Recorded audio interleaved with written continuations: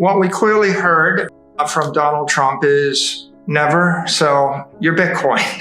Big question was, does the United States sell Bitcoin? Does the United States buy Bitcoin? If you recall, the German government sold a lot of Bitcoin at $55,000 a Bitcoin.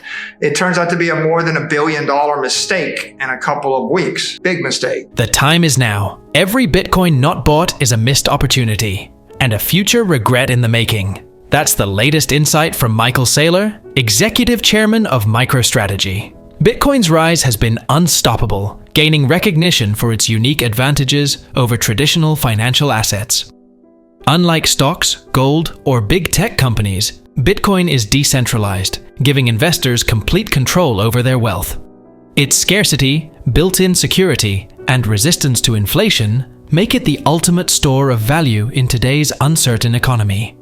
In a recent interview, Saylor explains why Bitcoin is the superior asset for long-term wealth preservation, and how the new administration could propel it even higher. Stick around as he reveals why there's no better time to invest in Bitcoin. Now, here's Michael Saylor on why Bitcoin stands above the rest. What we clearly heard from Donald Trump is never sell your Bitcoin. Big question was, does the United States sell Bitcoin? Does the United States buy Bitcoin? If you recall, the German government sold a lot of Bitcoin at $55,000 a Bitcoin. It turns out to be a more than $1 billion mistake in a couple of weeks. Big mistake. And people used to speculate, well, is the government going to dump the Bitcoin? Are they not? And now what you see is Trump is pro-Bitcoin. And with the red sweep, that means the Republicans run the Senate, control the Senate, and they control the House, which means the pro-Bitcoin senators, like Senator Lummis, have now moved from being in the minority to being in the majority. In the minority, you watch the laws being written. In the majority, you write the laws, you pass the laws. Before November 5th, there was actually broad consensus in the House and the Senate to repeal SAB 121. And they did, and the president vetoed it. So what I would expect is that SAB 121 will be either withdrawn by the SEC or it will be repealed, and the president will support the repeal. That opens the way for banks to custody Bitcoin. That opens the way for the entire banking system to embrace Bitcoin. And I think for Bitcoin to grow by a factor of 100x from here, we need for the banking system of the world to support Bitcoin. So if I think about the consequences for Bitcoin, I think what this means is it's an acceleration of pro-Bitcoin regulations. I think that we'll see in-kind creation and redemption of Bitcoin ETFs. I think we'll see the repeal of SAB 121. I think we'll see support for Bitcoin within the banking system from the banking regulators, from Treasury, from OCC, from SEC. I think you'll see more supportive legislation from Congress.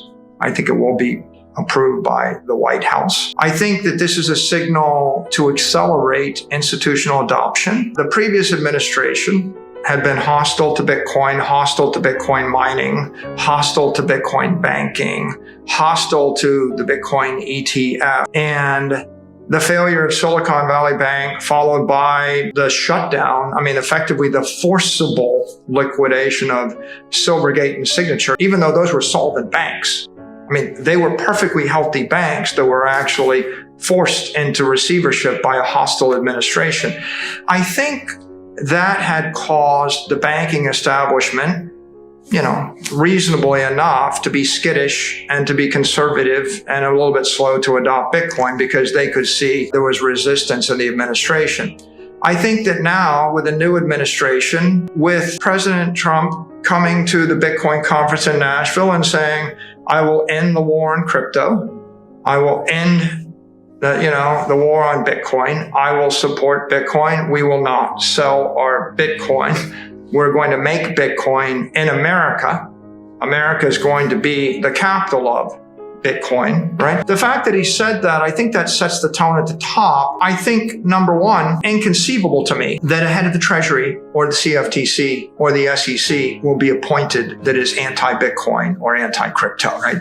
That seems quite obvious. We know that Trump is all in on crypto, all in on Bitcoin. So I think that we'll have favorable, supportive cabinet members. With Republicans now controlling both the Senate and the House, pro-Bitcoin lawmakers have the power to create and pass laws instead of just watching from the sidelines. This could lead to massive moves like removing regulations that have made it tough for banks to handle Bitcoin, such as the SAB 121, a rule that held banks from fully supporting Bitcoin. Saylor believes that without it, banks will finally be able to offer Bitcoin custody and other services, which opens the door for more people and businesses to get involved, driving the adoption and price of Bitcoin higher than ever. Before we go, if you want to stay most up to date on the crypto and Bitcoin world, subscribe to my daily 5-minute crypto newsletter. It's a concise resource for the latest expert predictions, breaking news, and top on-chain analysis, trusted by over 50,000 subscribers for insightful crypto investment information. Don't miss out on the opportunity to stay informed in the crypto market. The link is in the description below. I hope you all enjoyed today's video and that it gave you some value. I'll see you all in the next one, and as always, all the best.